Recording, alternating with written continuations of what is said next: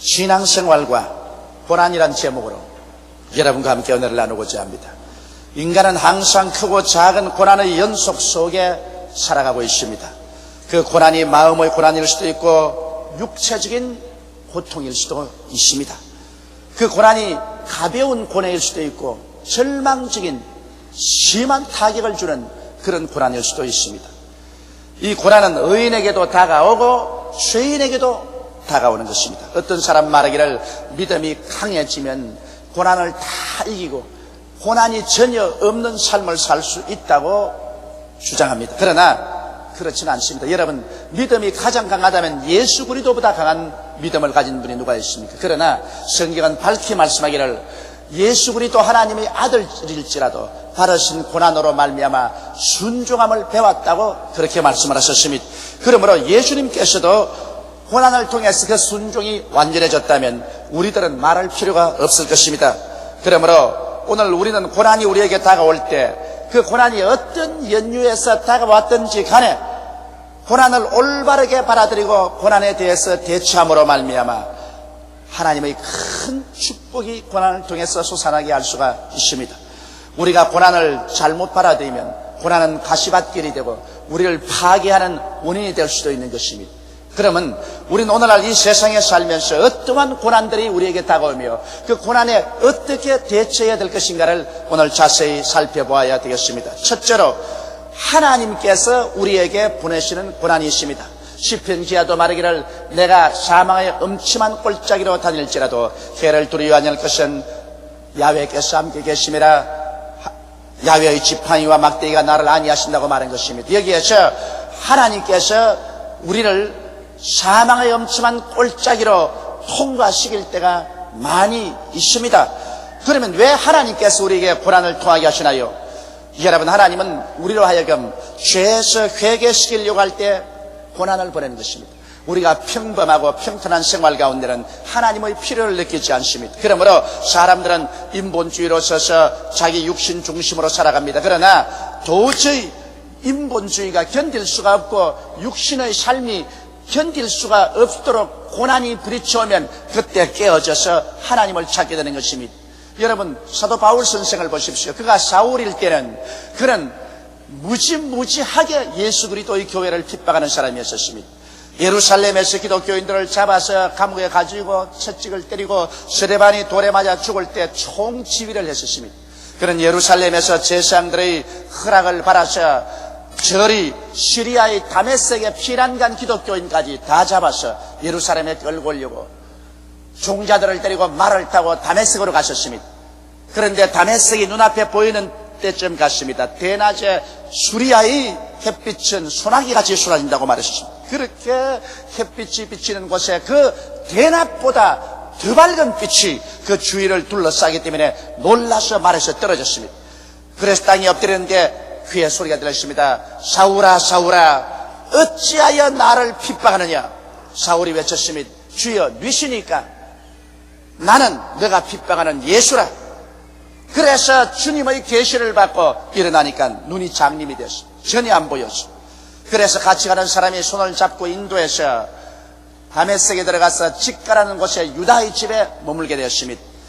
사흘 낮 사흘 밤을 아무것도 보지 못하고 금식하면서 그는 회개하고 통회했습니다. 그러자 하나님의 계시를 받은 아나니아라는 그리스도의 제자가 와서 그에게 안수함에 눈에 비늘이 떨어지면서 눈이 다시 보이게 되고 거기에서 회개하고 세례받고 안수받고 성령의 충만함을 받아 사울이 변하여 바울이 된 것입니다. 그가 다메섹 도상에서 하나님께 매를 맞아 장님이 되지 않으셨으면 그는 결코 회개하지 않았을 것이요 위대한 하나님의 이방인의 사도인 바울이 되지는 않았을 것입니다.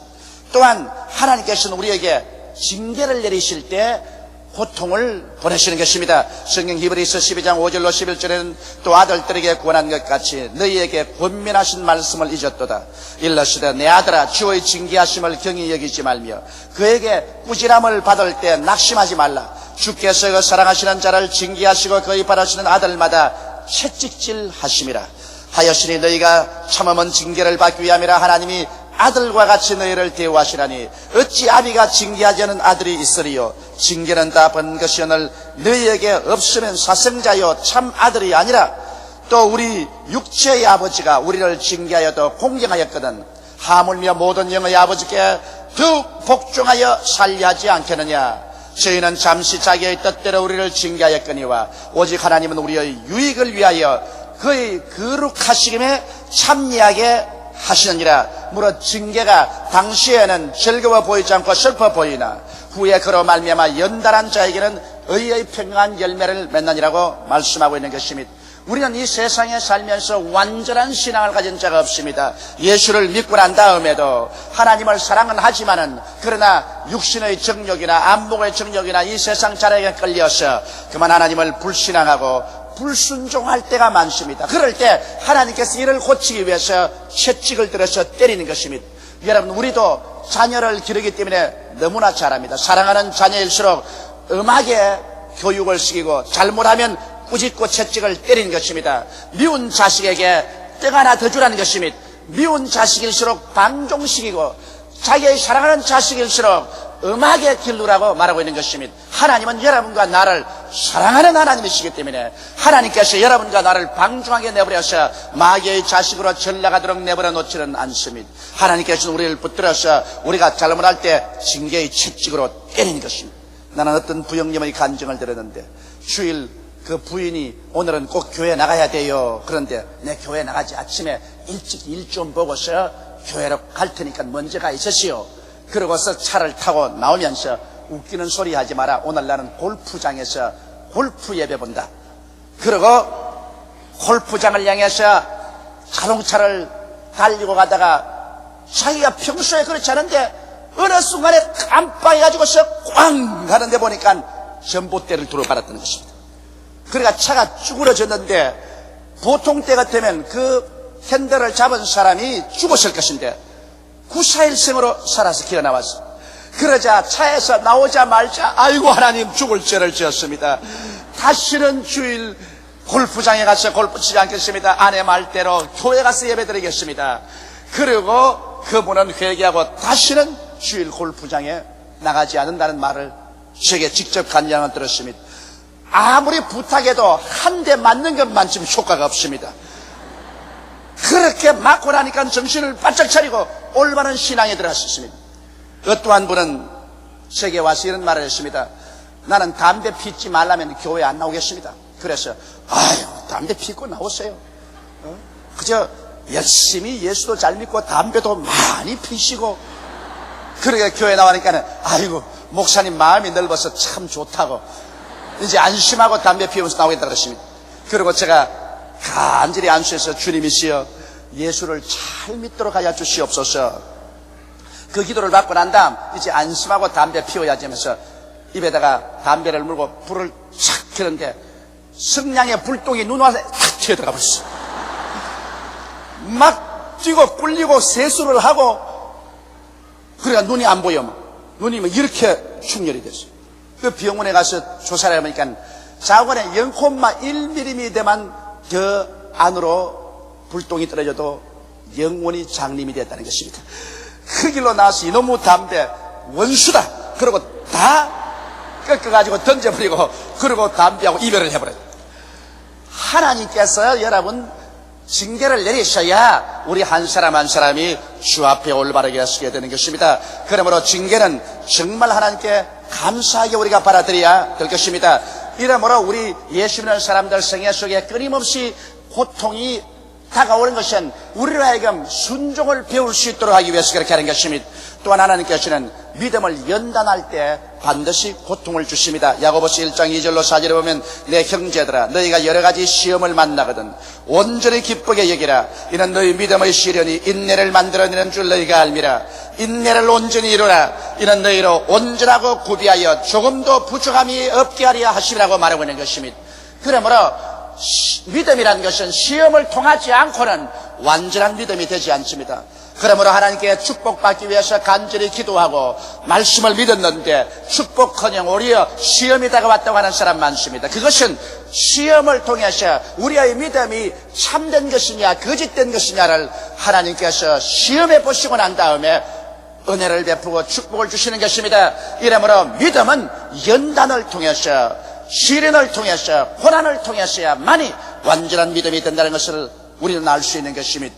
둘째로 이제 우리가 고통당하는 것은 원수 마귀의 공격 때문에 당하는 고통인 것입니다. 구약 성경에 보면은 바벨론의 포로로 잡혀간 사드락과 메삭과 아벳느고가 당한 고통은 하나님이 주신 고통이 아니라 마귀가 준 고통인 것입니다. 그들은 절대로 야훼 하나님을 섬기고 이방신에게 절하지 않았는데 느부갓네살 왕이 금신상을 세워놓고 천하 만민을 불러 모아서 그 금신상에 절하게 했습니다. 그러나 사드락과 메삭과 아벳느고는 그 금신상에 절하지 않았습니다. 그 결과로 왕이 진노해서 이 세 사람을 묶어서 7배나 뜨겁게 한 풀무불에 던져버렸습니다. 몸이 타서 가루가 될 줄 알았는데 풀무 속에 들어간 이 사드락과 메삭과 아벳느고는 제 네 번째 사람과 함께 손과 손을 마주 잡고 그들은 덩실덩실 춤을 추고 있었는데 묶은 밧줄은 다 타버리고 말았습니다. 너무 놀란 느부갓네살 왕이 전능한 하나님의 사자 사드락과 메삭과 아벳느고여 그곳에서 나오라고 말했었습니다. 그래서 이 세 사람이 나오니까 왕이 보니 머리도 타지 아니하고 옷에 불탄 냄새조차 없었습니다. 이래서 왕조차 꿰꾸러져서 회개하고 만군의 야훼 하나님을 경배하고 믿게 된 사건이 있습니다. 그때 그들이 당한 공격은 사탄의 공격인 것입니다. 여러분, 복음으로 인하여 이 세상에 핍박받는 사람 많습니다. 복음으로 말미암아 핍박받는 것은 하나님이 주신 핍박이 아닙니다. 사탄이 복음을 전가하지 못하게 하기 위해서 복음을 믿지 못하게 위해서 하는 핍박입니다. 바울 선생께서 아시아에 가서 복음을 전가할 때 얼마나 큰 핍박을 당했던지 살 소망까지 끊어졌다고 말했었습니다. 그는 성경에 그 사실을 자세히 설명하고 있습니다. 히브리서 11장 35절로 38절에 보더라도 과거에 예수 믿는 사람들이 얼마나 그리스도의 복음 때문에 고난당한 것을 성경에 잘 설명하고 있습니다. 또 어떤 이들은 더 좋은 부활을 얻고자 하여 악평을 받되 구차히 면하지 아니하시며 또 어떤 이들은 희롱과 채찍질뿐 아니라 결박과 옥에가 치는 시험도 받았으며 돌로 치는 것과 톱으로 켜는 것과 시험과 칼에 죽는 것을 당하고 양과 염소의 가죽을 입고 유리하여 궁핍과 환난과 학대를 받았으니 이런 사람은 세상에 감당치 못하도다. 저희가 광야와 산중과 암열과 토굴에 유리하였나니라고 말한 것입니다. 오늘날 우리는 이와 같이 평안하게 예수 믿게 된 것을 정말 하나님께 감사해야 되는 것입니다. 바로 휴전선 저 건너편에 우리 동포들, 그들은 우리처럼 평안하게 예배드리지 못합니다. 그들이 예배드리다가 잡히는 날이면 추방당하지 않으면 사형을 당했었습니다. 이와 같이 오늘날도 지상에서 예수를 믿다가 당하는 무수한 핍박들이 있습니다. 그런데도 불구하고 우리는 이외에 자유의 하늘나라에 자유의 땅에서 마음 놓고 주의 이름을 부를 수 있다는 것은 얼마나 큰 축복인지 모릅니다. 오늘날도 원수 마귀는 도적질하고 죽이고 멸망시키기 위해서 눈을 부릅뜨고 다니면서 할 수만 있으면 택한 자라도 멸하려고 하는 것입니다. 그러므로 원수의 공격으로 말미암아 우리에게 다가오는 수많은 고통이 있습니다. 세 번째 고통은 자원하여 취한 고통이 있습니다. 복음을 위하여 자기 스스로가 자원해서 당하는 고통인 것입니다. 가만히 있어도 될 텐데도 불구하고 자기의 재산을 다 바치고 청춘을 바쳐서 복음을 위해서 나아가 죽을 고생을 하는 이런 고난은 하나님께 크게 영광된 고난인 것입니다. 이런 대속의 고난이요, 이를 통해서 수많은 영혼이 구원을 받기 때문에 하나님은 이런 고난을 통해서 말할 수 없는 영광을 받으시는 것입니다. 사도 바울 선생이 아시아에서 고난당한 장면을 보십시다. 고린도후서 1장 8절로 10절에 보면 형제들아 우리가 아시아에서 당한 환난을 너희가 알지 못하기를 원치 아니하노니 힘에 지나도록 심한 고생을 받아 살 소망까지 끊어지고 우리 마음에 사형선고를 받은 줄 알았으니 이는 우리로 자기를 의뢰하지 말고 오직 죽은 자를 다시 살리시는 하나님만 의뢰하게 하심이라. 그가 이같이 큰 사망에서 우리를 건지셨고 또 건지시리라. 또한 이후에라도 건지시기를 그를 의지하여 바라노라고 말하셨습니다. 바울 선생은 고린도후서 11장 23절로 29절에 이렇게 말하셨습니다. 저희가 그리스도 일꾼이냐 정신없는 말을 하거니와 나도 더 그러하도다. 내가 수고를 넘치도록 하고 옥에 갇히기도 더 많이 하고 매도 수없이 맞고 여러 번 죽을 뻔하였으니 유대인들에게 40에 하나 가반 매를 5번 맞았으며 3번 태장으로 맞았고 1번 돌로 맞고 3번 파선하는데 일주일을 기품에 지냈으며 여러 번 여행의 위험과 강의 위험과 강도의 위험과 동족의 위험과 이방인의 위험과 시내의 위험과 광야의 위험과 바다의 위험과 거짓 형제 중의 위험을 당하고 또 수고하며 애쓰고 여러 번 자지 못하고 줄이며 목마르고 여러 번 굶고 춥고 헐벗었노라. 이 외의 일은 고사하고 오히려 날마다 내 속에 눌리는 일이 있으니 곧 모든 교회를 위하여 염려하는 것이라. 누가 약하면 내가 약하지 아니하며 누가 실족하게 되면 내가 애타하지 않냐고 말하셨습니다. 사도 바울 선생 같은 분이 가만히 집에서 사업이나 하고 있었으면 얼마나 잘 살았겠습니까? 그러나 그런 장원에서 그리스도의 복음을 위해서 이 말할 수 없는 고통을 당한 것입니다. 오늘날 우리 선교사들이 한국을 떠나서 외국에 나가 선교하는 것이 그렇게 평안하고 안일한 것은 아닙니다. 그러므로 선교사로 나가는 것은 고통을 벌써 자취해서 나가는 것입니다. 우리 선교사 중에 어떠한 사람은 아프리카에 가 있는데 그 아프리카 종족은 변을 보고 난 다음 반드시 손으로 닦고 그 손을 먼지에다가 문태버리고 그 손으로 밥을 먹습니다. 그런데 그곳에 가서 그렇게 같이 먹지 않으면 복음이 전거되지 않아요. 나는 그 선교사가 내게 이야기하는 걸 들었습니다. 처음에 가서 그 종족에 들어가서 같이 변을 보고 손으로 닦고 흙으로 문지르고 그 손으로 밥을 먹으려니까 아예 지옥 같더랍니다. 그런데 그것은 자기 부부간에는 이제 복음을 전가하기 위해서 이것은 극복했는데 데리고 간 어린애들이 아프리카 애들하고 놀면서 변을 보고 손으로 닦고 그 손으로 밥을 그대로 집어먹는 걸 볼 때 눈물이 앞을 가리어서 말로 다 할 수가 없다. 부모는 하나님의 소명을 받아서 이곳에 와서 하는데 제가 무슨 죄로 끌려와가지고서 저렇게 자라야만 하는가. 그 고통으로 말로 다 할 수 없다는 그런 간증을 하는 걸 들었었습니다. 왜 그 사람들이 한국에 있었으면 편안하게 목회하고 대접받을 수 있는데 왜 아프리카에 가서 그런 고생을 합니까? 이것은 그리스도의 십자가의 고난에 동참하기 위해서 하는 것이라 그러한 고난은 하나님께 영광된 고난인 것입니다. 여러분 독일의 유명한 알버트 슈바이처 박사를 생각해 보십시오. 그는 신학 박사요, 음악 박사요, 문학 박사요, 철학 박사요, 의학 박사였습니다. 독일에 있었으면 뜯다 놓았다 하게 잘 사실 분입니다. 그러나 그는 그 일생을 아프리카에 던져서 그곳에 나환자촌을 건설하고 문둥병 환자를 치료하기 위해서 일생을 바친 것입니다. 인도에서 죽음의 집을 경영하고 있는 테레사 수녀를 보십시오. 그는 칼가타의 수녀원을 설립하고 그곳에 길거리에 죽어가는 수많은 버림받은 인생들을 불러다가 목욕시켜주고 옷을 입혀주고 죽을 때 물을 떠먹여주고 편안하게 죽도록 하는 일을 하고 있습니다. 얼마나 어려운 고통 가운데서 일을 하고 있는지 몰라요. 자기가 고향에 있으면 편안하게 살 수 있을 것인데 그는 선교하기 위해서 나가서 스스로 고난을 자취해서 이렇게 고통을 당하고 있는 것입니다. 이러므로 여러분 우리가 이곳에 편안히 있어서 우리는 선교사들을 위해서 기도하고 1년에 한 번씩 선교 헌금을 작정하지만은 그러나 실제로 일선에 나가서 복음을 전가하는 사람들은 고향 산천 떠나서 여간 고통스럽고 괴롭지가 않습니다. 이러므로 우리는 선교사들을 위해서 끊임없이 기도하고 고통을 함께 나누는 것을 인식하지 말아야 될 것인 것입니다. 그러면 넷째로 우리가 고난당할 때 어떠한 태도를 취해야 되겠습니까? 우리가 하나님께로부터 오는 고난은 너무 잘 압니다. 죄인이 매를 맞아서 고통당할 때는 신속히 회개하고 예수를 믿고 나오면 그 고난에서 벗어날 수 있는 것이요. 예수 믿는 사람이 고통당할 때는 이것은 징계를 받는 것이니 우리가 불순종과 불신앙을 신속히 회개하고 주님께 돌아오면 그 채찍은 중지하고 마는 것입니다. 또한 우리가 믿음의 연단당할 때는 끝까지 참고 견디면 그 연단에서 나와서 큰 축복을 받게 되는 것이요.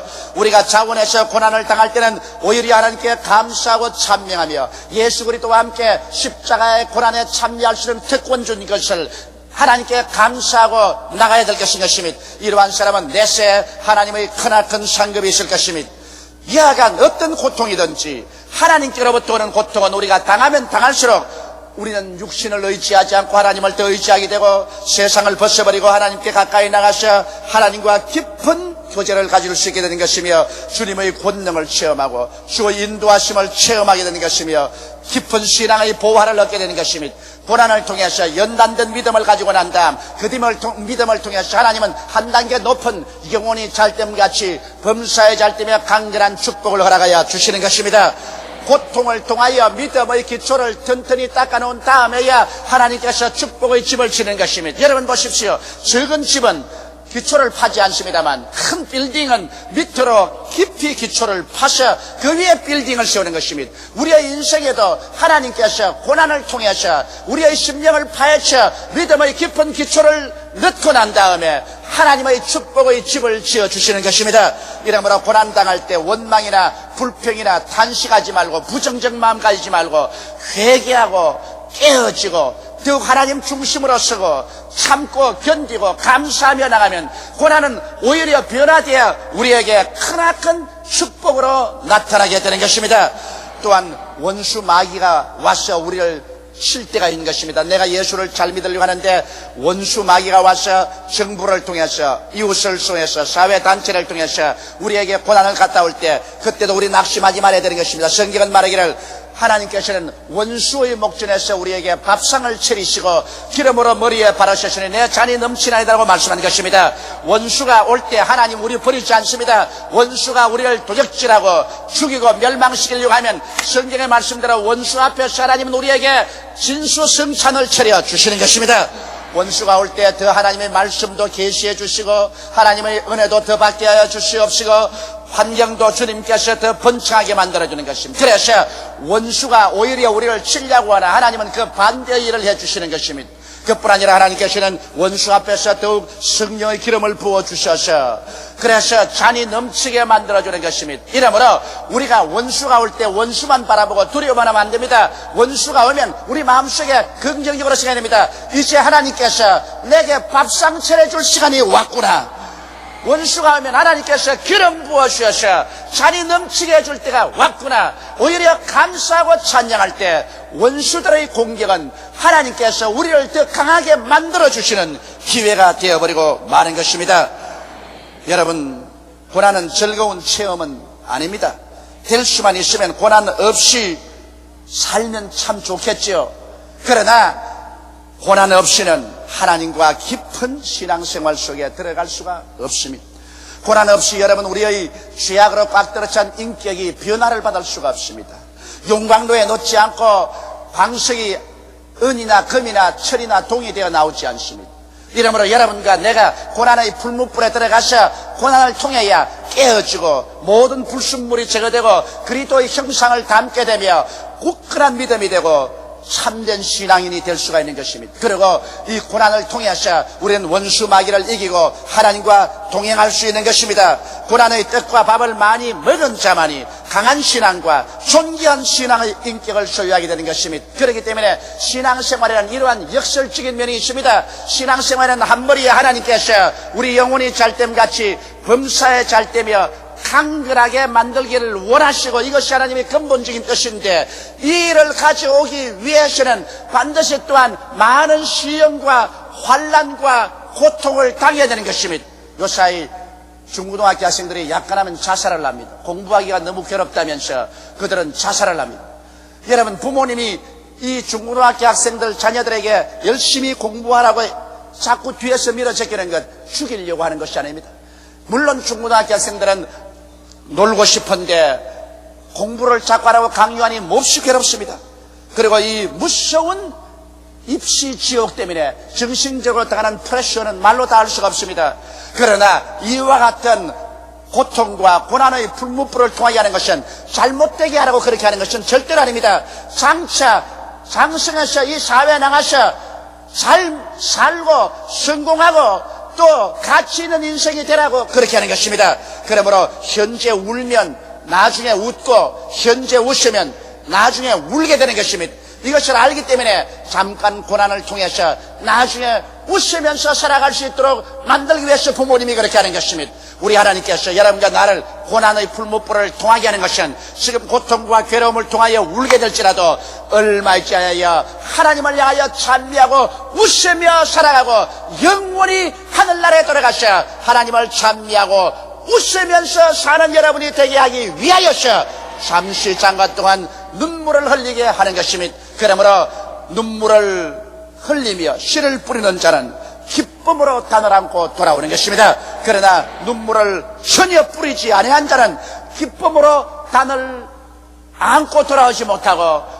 통곡하고 절망하며 지옥으로 떨어질 수밖에 없는 것입니다. 그러므로 우리는 고난당할 때 오히려 하나님께 감사하는 우리들이 다 되십시다.